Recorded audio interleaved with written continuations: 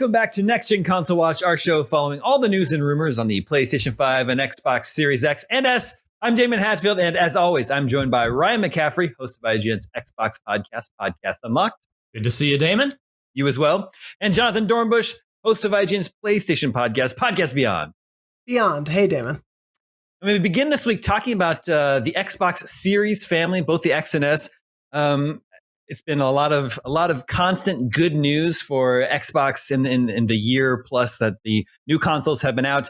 And this week we've got a quote from Phil Spencer, some very encouraging news on how well these next-gen consoles are selling. He told the New York Times podcast, at this point, we've sold more of this generation of Xboxes, Series X and S, than we had any previous versions of Xboxes. So maybe not too surprising that it's outpacing the Xbox One, but Ryan, are you surprised that it's also outpacing the Xbox 360? A little bit, yeah. I mean, the 360 was obviously hugely successful, and it was also hugely in demand. And having lived through it, I remember distinctly that the 360 was pretty tough to come by for the first couple months at all. So, I don't know how many units Microsoft was able to get out in those first few months. It wasn't enough. And now fast forward to 2020, 2021, and Microsoft still can't get out enough. But seemingly it's more than they did back in late 2005, early 2006 with the 360. But it's great to see. I mean, it's a really healthy sign for the entire industry, and certainly for everything that Xbox has been trying to build towards, as they've dug themselves out of this ditch that they dug for themselves with the Xbox One. Yeah, so like the recurring through line of the lifespan of these both consoles, PS5 and Xbox Series, since the launch is that they seem impossible to find. However, it sounds like they're actually, the supply is same or as greater as it's ever been, and it's actually demand that is so much stronger now. Another quote from Phil this week is, the supply is actually as big as it's ever been. It's that demand is exceeding the supply for all of us. Presumably he means for also Sony and Nintendo.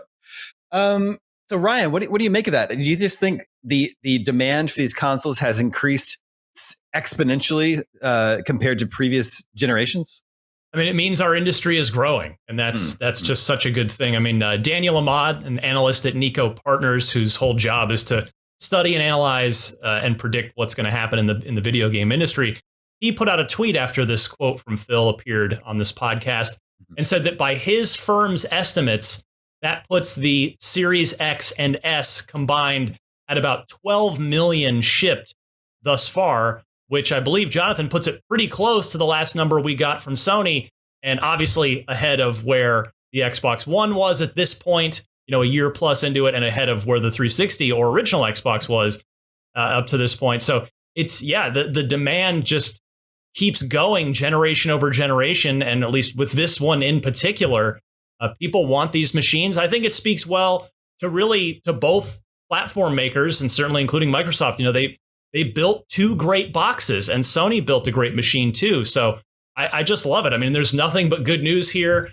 It's good for people like us, whose whole job is to react to and make content and study the games industry ourselves. So I love it. Jonathon, what was the most recent sales numbers that Sony reported for the PS5? The last number we got from them was about 13.4 million. I think that was the quarter that ended and that they reported on around the October space or so. So we don't have holiday sales. I would guess if supplies were working as they were, it's probably a little closer to 14 or between 14 and 15 at least. But to Ryan's point, PlayStation fans might be upset by it sometimes, but I think it's great that the two are so neck and neck, because it only, as we've said on the show before, increases their drive to want to outperform each other, to want to sell better, to want to get the games that people want to play on those systems, to make better games, to make better ecosystems to play in. So, I think Phil's quote probably said it all in terms of like, things have never been better in terms of being able to get enough consoles produced compared to the past. But we're at such a unique place where people are just demanding them more and more, and unfortunately dealing with massive supply chain issues and chip shortages and things that prevent that supply from being even better than it could be. And then, of course, you factor on top of that things like scalpers and the frustrations that have happened with more online sales being sort of the focus for this generation. Obviously these things have been selling at seemingly record paces, but as you said, Damon, people keep saying it's so hard to find these things. And I think that's due to, not just the shortages when it comes to the supply chain, but also as Phil Spencer said, the demand is just bigger than it's ever been. It also shows that the policies of Microsoft since Phil Spencer took over in 2014 are really working too. From the gamer first compatibility that is helping people want to be and stay in the Xbox ecosystem. Game Pass, which the naysayers thought, oh well, why should I buy an Xbox because I can just play on PC? Well, people still clearly want to buy Xboxes because the Xbox Game Pass service is highly desirable. And, it's you just see this one thing after another. It all adds up. And, these ships are big boats that can't turn quickly. Right. And it has taken a long time for Microsoft to get here. Software being the other key one, exclusive software. Sony's been doing such a tremendous job of that for the past generation. And Microsoft, as we talked a lot about on this show, over 2021, finally started to deliver on that front with Halo, of course, and IGN's 2021 Game of the Year, Forza Horizon 5, and Psychonauts 2 in there, and Microsoft Flight Simulator. And it's just, all the pieces have taken a long time, but it's all finally coming together. And it's nice to see that as Jonathan, I agree completely, that these two are much closer. It's a much closer race now because we really do all benefit. I think everyone was expecting Series X to do better than the Xbox One, but I was a little bit shocked that these sales numbers, if Daniel Ahmad's firm, their estimates are accurate, that these numbers are so close together. The consoles are basically neck and neck right now, and I guess I'm surprised that happened so quickly. Basically, right out of the gate, Xbox Series X is a big success for Microsoft. Ryan, were you surprised at how quickly this console really took off? Yeah, I'll be honest. I was. I thought, like you, I thought it would take longer. The Microsoft would definitely make up ground, but it was going to be a longer game. Just like just got done talking about, everything else has been a long game for Microsoft. But yeah, it's the demand is there. The policies work. The games are here, and more games are coming. So yeah, it's really awesome to see because it just it wasn't any fun seeing Microsoft faceplant in the early part of last generation. That's not fun for anybody except for like petty fanboys online. So now everybody's much happier with both of these platform makers being really successful to start this generation. And Jonathan, Sony's still in the lead, and they still have this pedigree of being making the best AAA single player experiences out there. But do you think anyone over at Sony looks at these numbers and how close they are and starts to be a little bit worried? Well, obviously, again, with these being unconfirmed numbers, it's very possible on like the business side, they may have more accurate guesses or, some information to be able to know a bit more of an exact estimate on both sides. But, looking at those numbers together, I think this early in the generation, again, as speaking as someone who doesn't work in an industry in that way, I don't necessarily think so. The thing is, both of these consoles are so in demand because, as Ryan was saying, the industry is growing and people just want something to access these games. And I think they both offer great things and different things. But honestly, when people are trying to get a new generation console, probably if they can get one, they're going to get it no matter what. And so I think at the start of this generation, because both have come off so much more favorably than the Xbox One did at the start, the demand was there, the interest was there, and so they're just selling out as quickly as they can on both sides. So I think it makes sense for, this point in the generation. I think the story is really going to be told across the next 6-7 years, and it's going to be a strange story because we are, as we're sort of intimating and talking about, we're in a very strange sort of cross-generation period that I think is lasting longer than, at least it seems, PlayStation wanted it to. Well, and Jonathan, we also found out today, the day we're recording this, Wednesday of this week, that the ongoing chip shortage and the difficulty they're having manufacturing enough PS5s to meet demand means they're going to actually end up extending the life of the PlayStation 4 a little bit. Is that right? Yeah, of course, this is unconfirmed by PlayStation. They haven't announced it publicly, but allegedly, according to Bloomberg, the plan was allegedly to stop producing PS4s by the end of last year and just kind of sell whatever was out there already. but PlayStation, understanding the chip shortages and the supply chain issues, has decided to seemingly continue the PS4 production at least through the rest of this year, because the chips for those consoles cost less. They're obviously, the pipeline for producing them is already in place. It's different parts and expectations. And so it seems like based on this report, the hope is that PlayStation probably knows that it's going to still be hard to get a PS5 for at least the next year. And the hope is that people can still go get a PS4 Pro if they haven't gotten one already, and get that for a little cheaper, and still be able to play games. And it's funny, we were talking about it on Podcast Beyond this week. Obviously, PlayStation, I think rightly so, caught some flack for sort of the flip-flopping nature of we believe in generations, and then announcing everything was cross-gen for these first couple years on the exclusive side for the most part. But I think it probably worked out for the best for them that PlayStation 4 players who are desperate to get a PS5 don't have to worry about getting to play God of War and Horizon this year. If both hit their release dates, Horizon for sure. I think at this point, God of War, we'll see where it gets announced. But if you're a PS4 owner, at least you get to know the sequels to two of the biggest games, as well as Gran Turismo, which obviously has a huge fan base as well. You'll still be able to play those this year, even with the desperate nature it seems to be able to find these consoles. Unfortunately, this is a very it's kind of an unprecedented changing of the guard for consoles, as Jonathan was mentioning. In terms that there's such a long period of crossover of cross-gen games straddling both generations. Obviously, we're talking about how there's this great demand for these next-gen consoles, in spite of the fact that there isn't very much that you need these consoles to play. Right? We're planning on talking about how few next-gen only games are coming up on the horizon.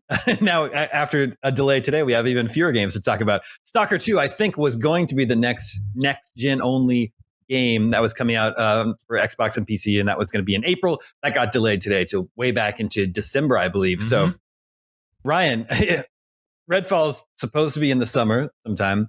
Ghostwire Tokyo is still coming at some point, but is Starfield for PlayStation 5? Yeah, exactly. But is Starfield on November 11th the next gen only game with a date? For next gen only, no. Well, with a date, I guess. You've probably got me there, because you've the next sort of immediate wave of Xbox exclusives. You've got Crossfire X on February 10th. That's confirmed with a date for now. That's cross-gen. You've got Shredders. That's actually a next-gen game. It's a smaller game, but that's a snowboarding game. Inspired by Amped. The glory snowboarding game days of yore. So that is a next gen exclusive. But it also doesn't have a specific date yet. They're saying February, but it's January 12th as we record. They haven't given a date just yet. Tunic, long awaited, Zelda-like, adorable, wonderful game based on the demos. March 16th, but also cross-gen there. And then really the next, I guess, sort of higher profile next gen exclusive for Xbox is Warhammer 40K Darktide, which is due in the spring. But to your point, Daemon, we don't have a date on that yet, so we'll see if that sticks. And Jonathan, it looks like it's going to be a very, very big year for PlayStation. We've got Horizon coming next month. Gran Turismo 7 is coming this spring. God of War Ragnarok will arrive some point this year. But Sony hasn't announced anything so far for this year that's PlayStation 5 only, is that right? I guess there still is Ghostwire. Is that the only one? Well, so on the third party side, you get Forspoken and Ghostwire. That's Tokyo. right, in May. Yes. That's right. I'm sorry, I forgot about that one. Forspoken in May. Ghostwire, we'll see when it comes out. My guess would be probably potentially summer or September release. Obviously, October would be great for a spooky game, but whenever it's ready, it'll be available. But you've got those two as PS5 and PC. And then everything else, for the most part, similar to Xbox, there's a lot of cross-gen stuff at the moment. So as you mentioned, those three first-party games, Horizon, God of War, Gran Turismo, will be on PS4 and PS5. You'll see indies like Stray and Sifu, which are set for 2022. Sifu coming up in February. That's PS4 and PS5. So there's exclusive stuff on the PlayStation side throughout the year, but most of it is going to be still cross-gen, save for a couple games, at least right now. Obviously, it's early in the year, and we've seen before announcements of games to come out in the same year, and there could be surprises along the way. But for now, it seems like there's going to be a lot of cross-gen opportunity and less PS5 exclusive. I'll close out this topic with a big question for both of you. we've been talking about how this changing of the guards of this console generation is unprecedented. It used to be back in the day, there was a hard stop at the end of a console generation. Super Mario World was not also released for the NES. Having these sort of cross-generational release was more common when optical media came along, and you saw that with PS2 to PS3 and Xbox to Xbox 360. But usually, like, there was a big batch of games right at launch that were cross-gen, and then over the next year, those sort of like dwindled, and then you just had your next-gen games. So my question is, has this situation forever changed the way new consoles launch? When it comes time for PlayStation 6 and whatever the next Xbox is, we're not going to go back to like a hard stop or a brief window of cross-gen games. I think it's more likely that this sort of situation will continue, where there'll be very, very long periods of cross-gen games and not a lot of next-gen only software. Ryan, what do you think? I absolutely agree. I mean, these consoles have been becoming more like PCs since Microsoft first dropped an x86 chip in their first console and continued that. And now, even Sony, which was, they were doing their own proprietary chip technology, even they embraced x86 with the PS4. So they've been becoming more like PCs, and now they just continue to in every way, not just with the guts on the inside, but with the fact that these are ecosystems. These are, you're effectively throwing a low-end console at it, a mid-range console, or a high-end console, just like with a PC.